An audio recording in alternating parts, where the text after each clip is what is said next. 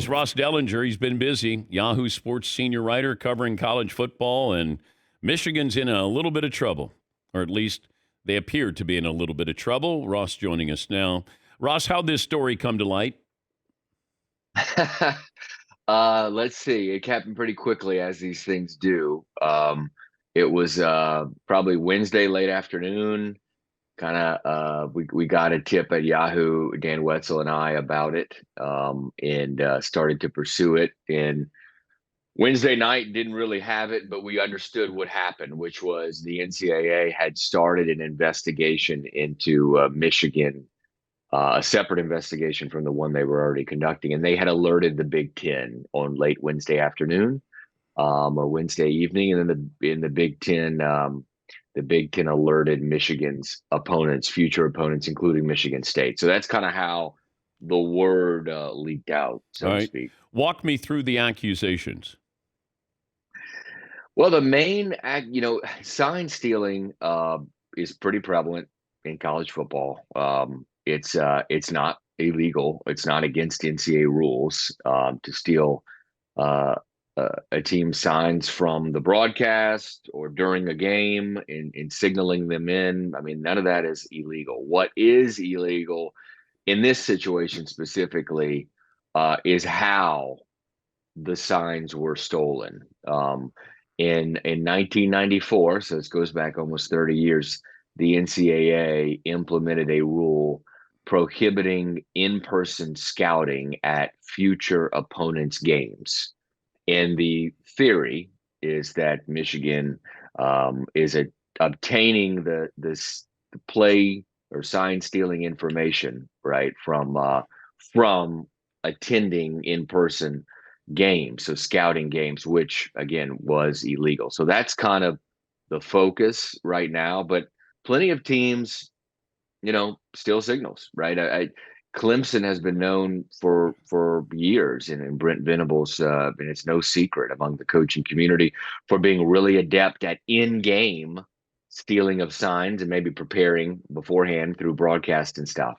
But obviously, the NCAA has some kind of credible evidence that Michigan got this in, let's say, illicit ways, different ways than just in-game or from the broadcast. How big a deal is this? Well, that is a great question. And it depends on who you ask.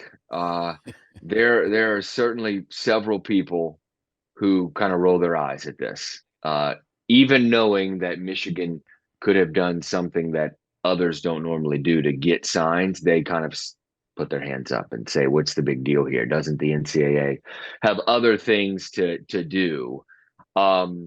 But obviously, this has been going on for at least a year. It goes back to at least last season, and it started to spread through the Big Ten and Big Ten coaching community about Michigan's expert on staff in stealing signs.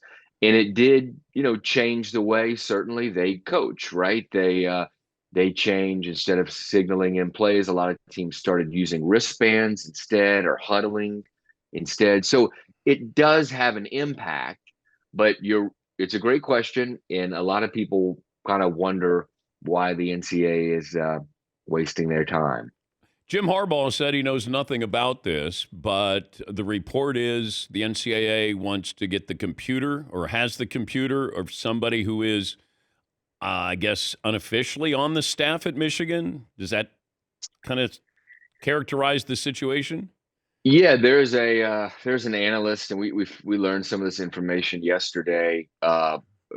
He's a kind of a very low level analyst. Was in the Navy actually. Connor Stallions has, since his name kind of has gotten out, he has since scrubbed all of his social media, which probably is some kind of indictment on the fact that he is involved. And I actually have pictures of him on the sideline signaling in plays, or signaling in the signs of what the opposing coach is doing, which again isn't completely rare, right? We've seen it, but it's how he got that information, how he got these signals from the opponent.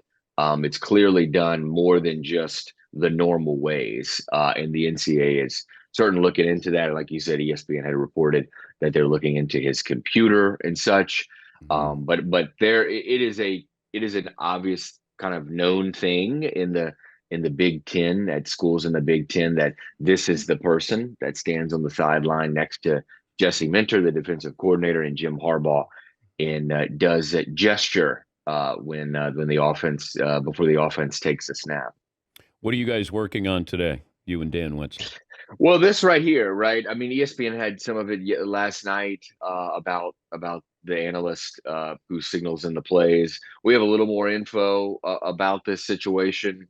He is apparently is at the center of kind of this investigation, and he is a guy that I think, again, within the Big Ten coaching ranks, they pointed toward him as being the signaler in a lot of schools. This season alone, two schools that Michigan played went, for the most part, went without signaling in the game because they knew that this was apparently a thing that Michigan did, and they just used the wristbands. So it's just another follow story on exactly what's going on here and what's to come. Can it affect Michigan this year? Well, the NCAA, Dan, operates slowly.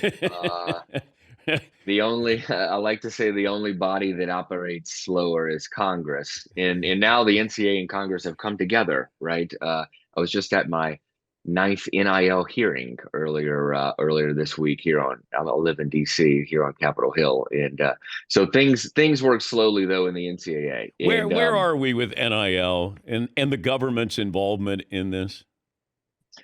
well, the NCAA wants the government involved, which is a rarity, right? And they've been encouraging Congress for 4 years now to produce some kind of federal law that governs NIL. But the attention, Dan, has really turned away from NIL. And I wrote about this earlier this week at Yahoo after the hearing. Is that the focus instead of NIL has really been on these court cases and the employment, athlete employment, which is most would say is on the way, that athletes will be considered employees at some point by the courts. And now the NCAA, instead of encouraging Congress just for an NIL bill, they want a bill that protects them from the courts, that protects their athletes, they say, from being employees. So that's kind of the main focus right now. Yeah. Well, I know you got a busy weekend, Ross. Thanks for spending some time with us. Yeah, Dan, thank you. Ross Dellenger. He's a senior writer covering college football, Yahoo Sports. He and Dan Wetzel do a wonderful job.